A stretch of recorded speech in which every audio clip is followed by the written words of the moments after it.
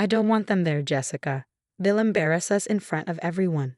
My mother-in-law's voice crackled through the phone, each word hitting me like a physical blow. The twins, they're just not appropriate for such an elegant event. I stood in my kitchen, gripping the counter so hard my knuckles turned white, staring at the handmade anniversary card my 8-year-old twins had spent hours creating. Emma and Ethan had poured their hearts into it, carefully writing each letter despite their physical challenges. Marie, they're your grandchildren, I said, fighting to keep my voice steady. They've been looking forward to your 40th anniversary party for weeks. Looking forward to it? She scoffed. They can barely walk properly. Do you know how it would look to have them wobbling around the country club? My friends from the charity board will be there. I have a reputation to maintain. My name is Jessica, and at 35, I've spent the last 8 years fighting for my twins' right to exist in spaces where people like my mother-in-law think they don't belong. Emma and Ethan were born with cerebral palsy. While their minds are sharp as tacks, their bodies don't always cooperate. Every step is a victory. Every clearly spoken word is a triumph. Besides, Marie continued, her voice dripping with fake concern, it's really for their own good. All those people staring, judging. It would be cruel to subject them to that. I thought about my children's faces when they helped me pick out their special outfits for the party. Emma had chosen a purple dress to match her grandmother's favorite color. Ethan had insisted on wearing a bow tie, practicing for hours in front of the mirror to tie it himself. What about Michael? I asked, mentioning my husband. What does he think about this? Oh, Michael agrees with me, Marie said quickly, too quickly. He understands the importance of appearances. You can come, of course. Just find a sitter for the twins. I closed my eyes, remembering all the times Marie had excluded my children. The family photos they were mysteriously absent from. The holiday gatherings where they were relegated to a separate table for the kids, despite being the only children present. I'll talk to Michael about this, I said finally. There's nothing to discuss, Marie snapped. The invitations have been revised. I'll have them sent out tomorrow. After she hung up, I sank into a kitchen chair, my hands shaking. The twins were at physical therapy with Michael, blissfully unaware that their grandmother was systematically trying to erase them from family history. I pulled out my phone and dialed Lisa, my sister-in-law. Unlike Marie, she'd always been supportive of the twins, often standing up to her mother's discrimination. She did what? Lisa's voice rose in outrage when I told her. That's it. I've had enough of Mom's elitist garbage. Give me an hour. True to her word, Lisa called back exactly 1 hour later. Check your email, she said, a note of satisfaction in her voice. Remember last month when Mom was bragging about her charity board position at the Disability Foundation? I opened my laptop, clicking on the new email. Inside was a video from the Foundation's annual gala 3 months ago.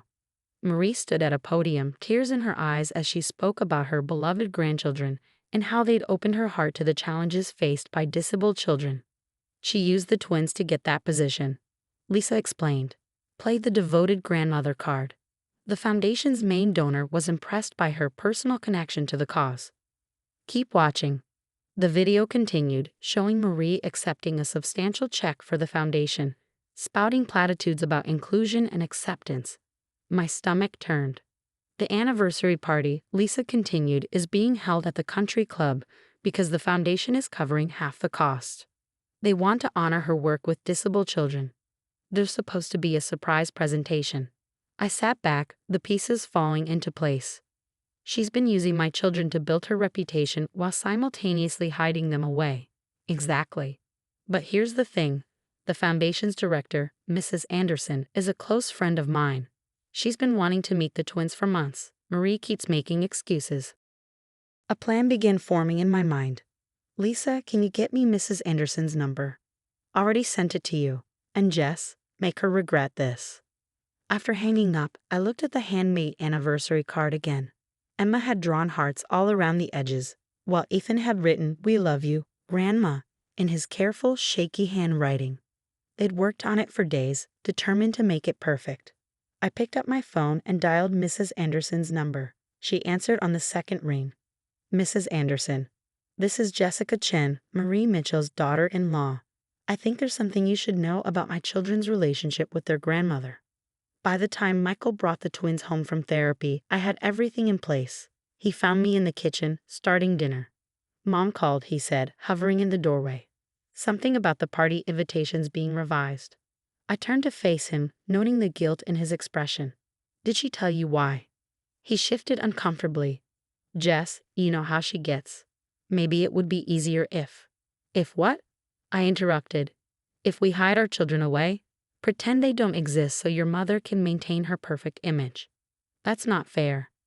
No, it's not fair. None of this is fair. But I'm done letting her shame our children. I told him about the video, about how his mother had used our children to secure her position while simultaneously excluding them from family events. His face darkened with each word. She's gone too far, he said finally. What do you want to do? I smiled, checking my phone as a text from Mrs. Anderson came through. Nothing. We're going to let your mother dig her own grave. But keep your phone on tonight. You won't want to miss what happens at midnight. The twins rolled into the kitchen in their wheelchairs, chattering excitedly about their therapy progress. Emma had managed to take 10 steps unassisted, while Ethan had mastered a new grip technique. Can we practice our dance for Grandma's party? Emma asked, her eyes shining with hope. I shared a look with Michael before turning to our children. Of course you can, sweetheart. In fact, I think Grandma is going to be very surprised by your performance. As I watched them practice their wheelchair waltz, something they'd been working on for weeks as a surprise for the anniversary party, I knew Marie's midnight wake-up call would be one she'd never forget. I couldn't sleep that night, watching the clock inch toward midnight. The twins were tucked in bed, their dance outfits carefully laid out for tomorrow's practice session. Michael sat beside me in the living room, both of us staring at our phones. At exactly midnight, my phone lit up with a text from Mrs. Anderson. It's done. Seconds later, Marie's number flashed on Michael's screen. He put it on speaker. Michael. Her voice was shrill, panicked. Turn on channel 7 right now. Someone's trying to destroy me.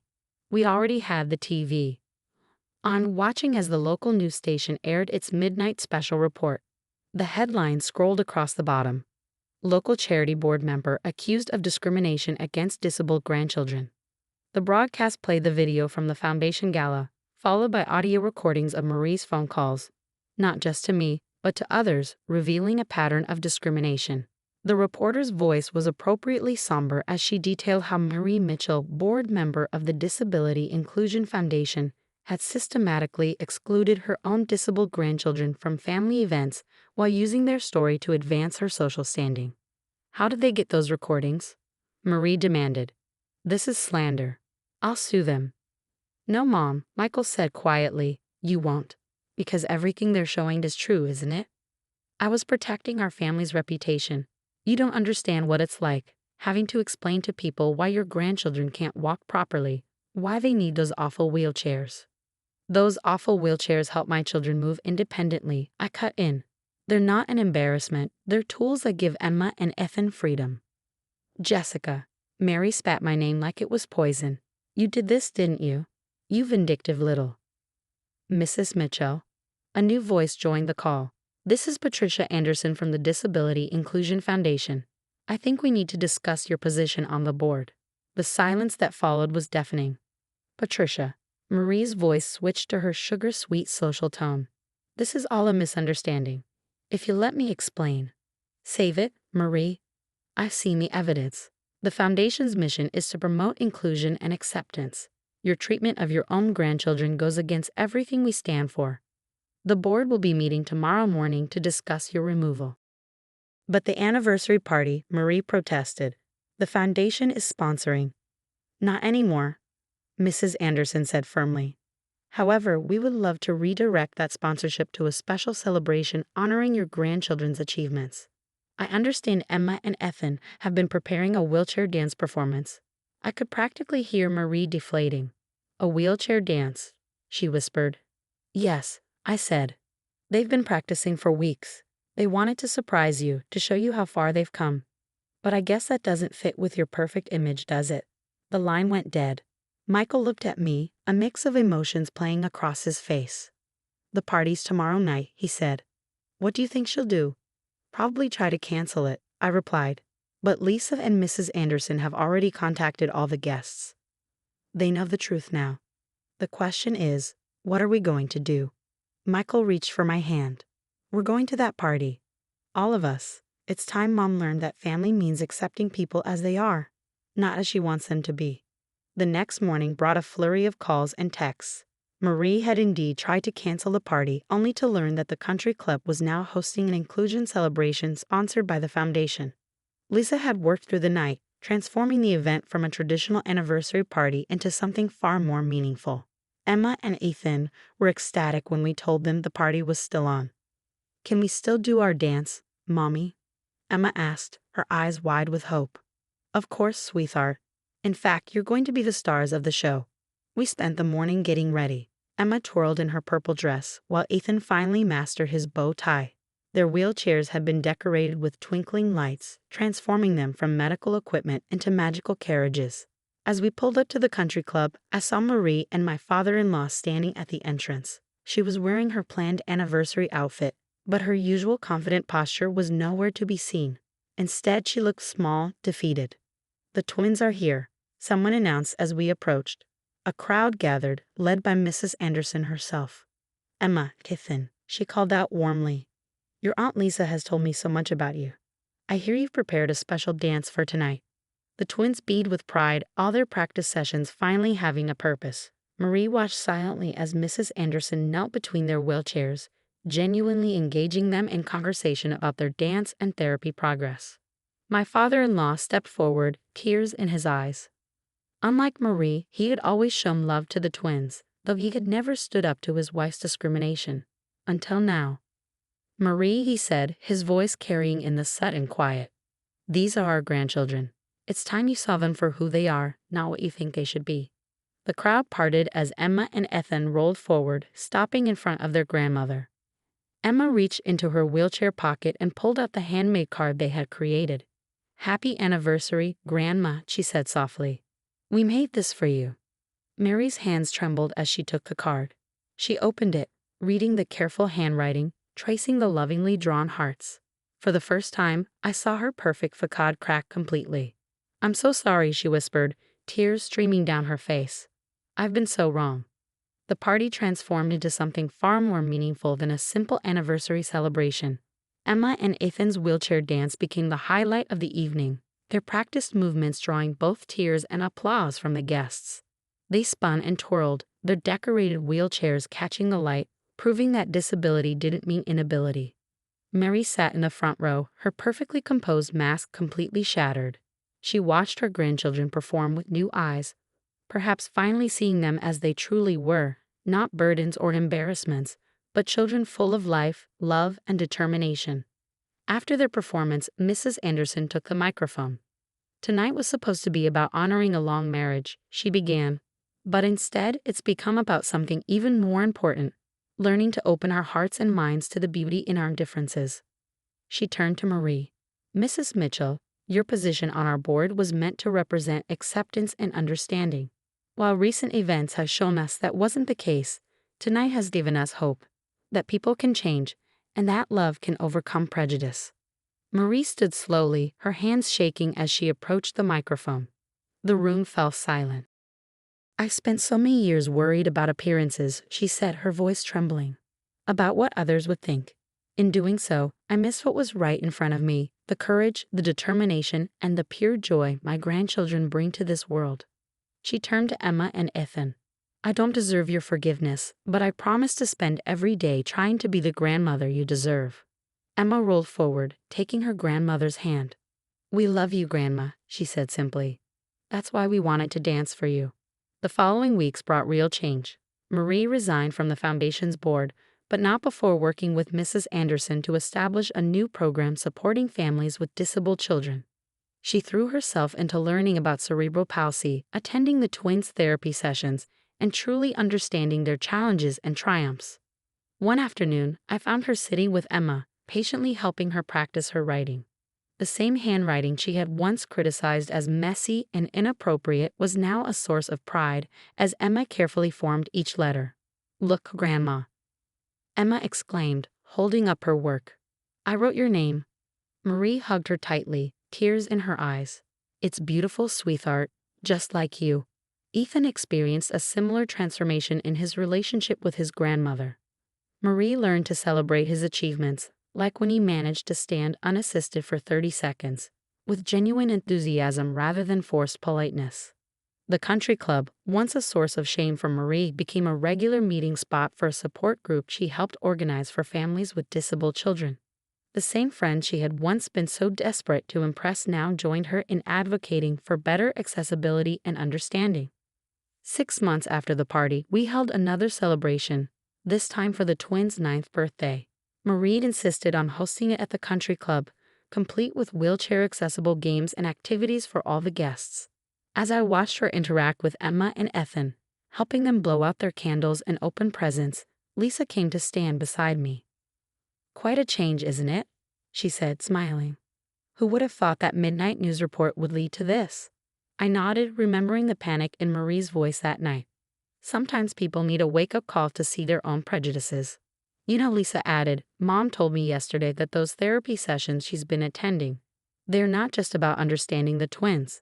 She's working through her own issues, confronting why she was so focused on appearances." The party wound down as evening approached.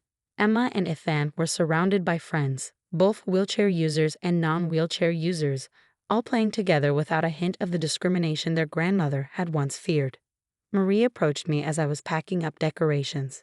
"Jessica," she said softly, "I know I can never fully make up for how I treated them, how I treated you. But thank you for not giving up on me, for giving me the chance to learn and grow." I hugged her, something I hadn't done in years. "That's what family does," I replied. "We give each other chances to be better." As we drove home that evening, Emma and Ethan chattered excitedly about their party. I caught Michael's eye. He smiled, reaching for my hand.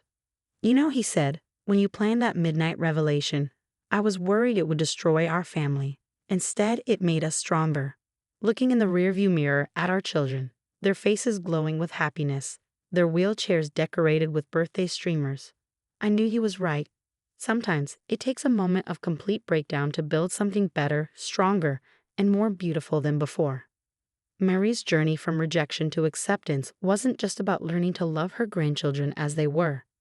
It was about understanding that family isn't about perfect appearances or meeting societal expectations. It's about love, acceptance, and the willingness to grow and change together. The twins still have their challenges, but now they face them with their grandmother's genuine support and understanding.